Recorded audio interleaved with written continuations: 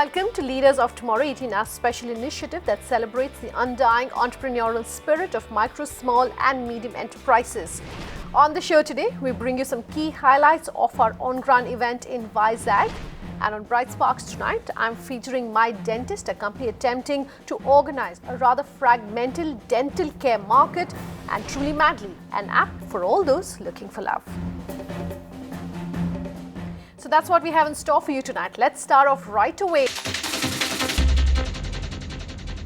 We do a host of on-ground events to connect better with you, the MSME entrepreneur. Our most recent one was held in Vizag, and on our Inside segment tonight, we're bringing you some of the snippets and key highlights from our MSME Connect event in Vizag. Do take a look. Sri Bhavani Underwater Services is into diving jobs, carrying out major diving activities based here in Visakhapatnam and carrying out jobs all along the east coast mainly. Normal routine job which we do is, as of now, is carrying out underwater inspections for, say, some offshore installations, some ships which are coming alongside jetties, and also carrying out underwater inspection for classification society. Classification society in the sense who are the certifying bodies for the ships, saying that whether they are seaworthy or not. So we act as a medium between the certifying body and the ship owner or the clients. Sri Bhavani Underwater Services has been in this industry for the past, say, 36 years. We have maintained a goodwill in the industry. We have a name with us, even though we have competitors who are quoting almost the levels which we used to quote, say, in early 2000 or late 1990s.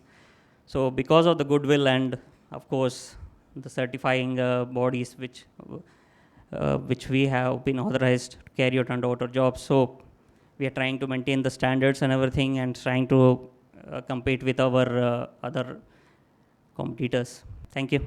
I started a company called Hughes Consulting in 2002. One of the common thing that I have seen in my professional experience is the HR made a difference to the companies that are not known. And we address the challenge of those small mid-sized companies to help in the HR management. So what I really looked at is that, okay, what is the market size? So I just saw it's 51 million SMEs today, right? When I started with the number of 16 million. Then we looked at how many of them have HR department? None, almost none. It's like negligible, right? Then I said, okay, I think this is where the opportunity, right? What is the opportunity? Is to help them to create an HR environment for them so that they groom, they train, they retain.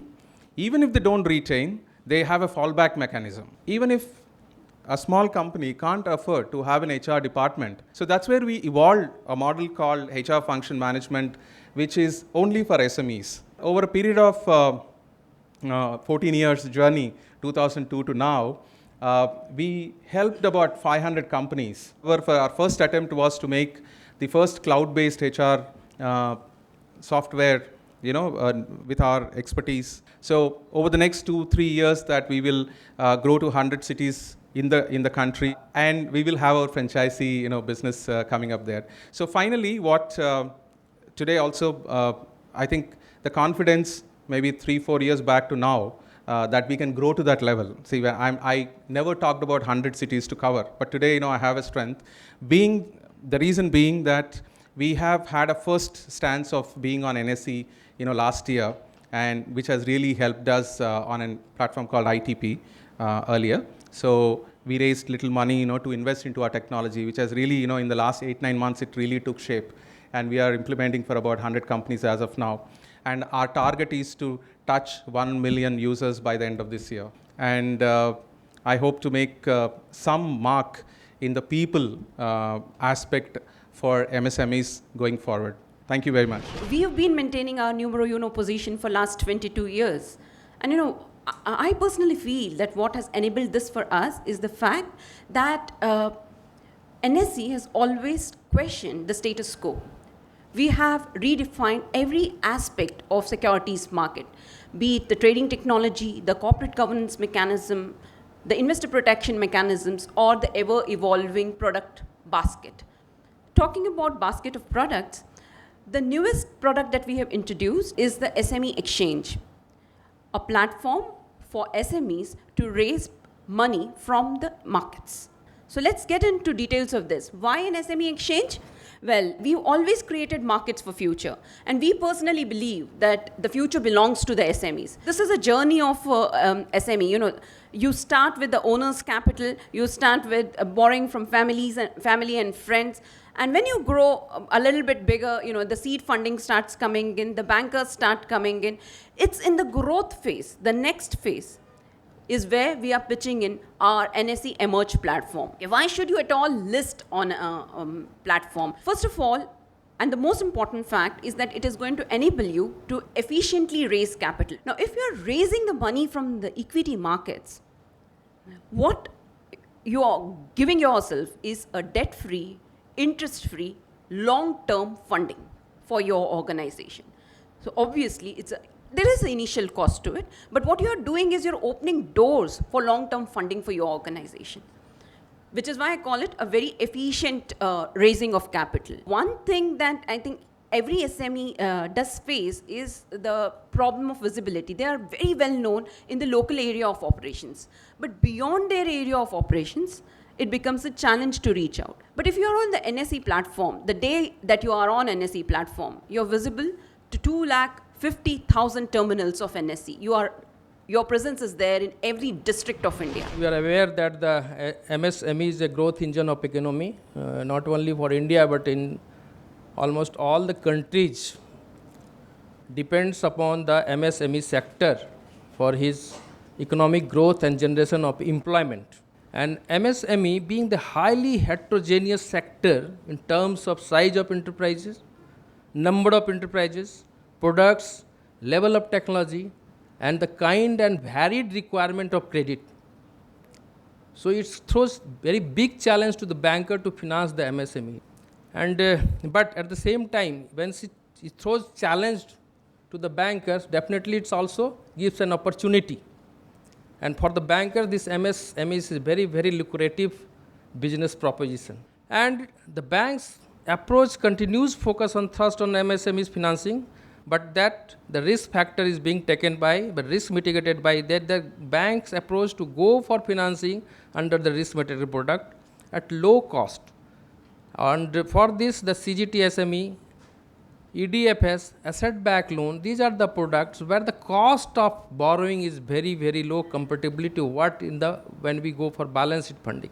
And at the same time, we are also focused on logistic and fleet financing and this ecosystem financing to take advantage of emerging e-commerce. Definitely, this Mudra loan, this is a dream product of government, and this takes care of about 5 crore unorganized SME entrepreneurs, small business, petty business. And bank has done a lot of things about that. They have simplified the applications and appraisal, and it is totally Aadhaar based lending. If you want to finance this MSC dreams, we will have to focus on Startup India. So it's been around 8 years I'm into the digital marketing. I've seen a lot of transformation happening in this particular digital economy. India is the second largest internet economy. We have already beaten US and we are just behind China. Everyone is connected to internet. So my internet, my phone, especially smartphone, is one hand away. My Google is one hand away. If I'm a SME, I'm a manufacturer, what should I need to do to start and showcase, increase the visibility, leverage my business online? Have a website.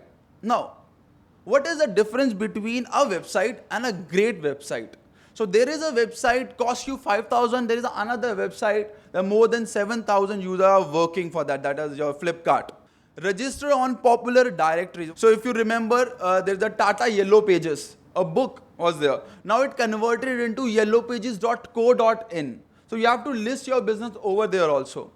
be listed on online marketplaces, Flipkart, Jabong, Myntra. It depends upon the product and the services. Become a reseller over there. Be seen in the Google and a Facebook. Google and a Facebook is very important. That is your 80 to 90% audience are there only on Google and a Facebook. HP come as a great technology partner. It actually, so if you are a businessman, you want an IT solution and you want some digital solution, we have a wide range of product and like workstation, desktop, notebook, tablets, and these products are actually not only for you can say a newbie in the industry. Everyone need this product. It's a high-end product. Thank you so much. Let's take a quick break. On the other side, we'll bring you up to speed with the story behind My Dentist and Truly Madly. Do stay tuned.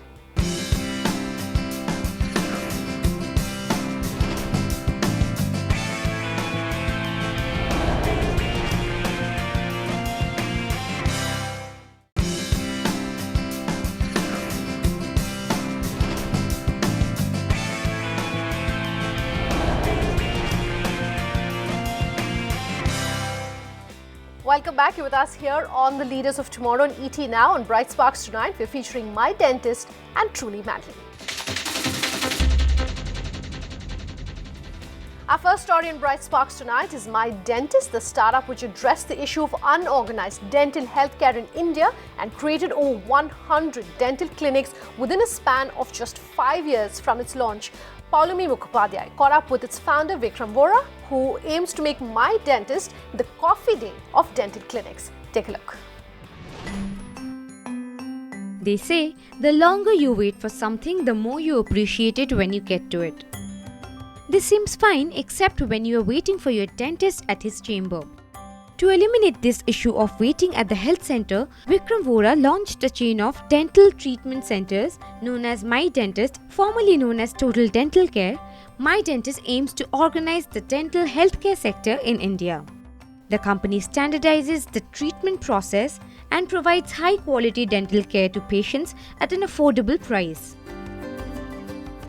Vikram, how did My Dentist start? What made you choose a field of dental care? So dentistry has been something where we've been working since the last 10 years. Me and my co-founder, that is my brother Parth. We started off in 2006 as dental traders. From 2006 to 2009, we were observing these gaps. And on the basis of this, in 2009, we decided, I think there is an opportunity to make a business out of it, a more scalable business out of it, where we are able to provide organized dental care services. Quality is a huge concern when it comes to dental care. How do you ensure that you provide good services? For us, it is of utmost importance, and for that we do everything that is necessary, right from the beginning where a dentist gets associated with My Dentist. And then after the doctor joins us, the doctor goes through 3 months of intensive training, and the service is top notch. I mean, it's not second to anybody. It's perfect. It's enabled with the best technology, best materials, best equipments, and the doctor is completely sure of what he's doing. Dental care is treated as a need-to-go service in India. Do you think you're educating the people or maybe contributing to this sector in any way? Yes, very strongly.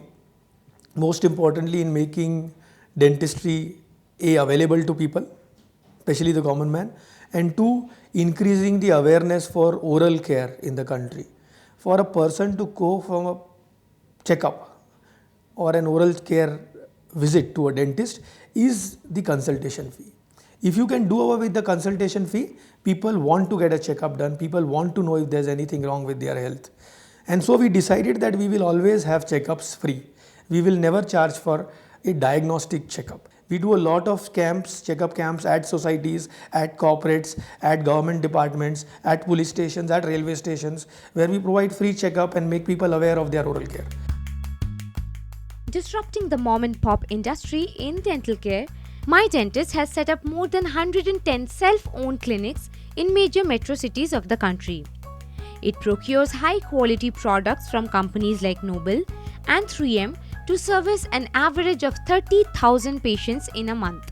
My Dentist houses around 1,400 employees under its banner, out of which around 550 are dentists alone.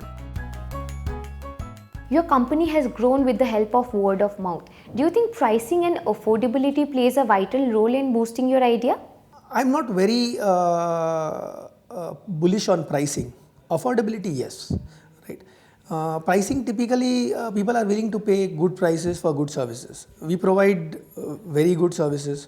We provide good hygiene, good sterilization, good outcomes, right. So people are willing to pay what the price is. How can you convert this price into something that is affordable? So we use more innovative methods of using wallets, using EMIs, using bank tie-ups, and that's essentially why people are happy. But more importantly, word of mouth has been good because people are happy with the service. In less than 5 years, you have received Series C funding.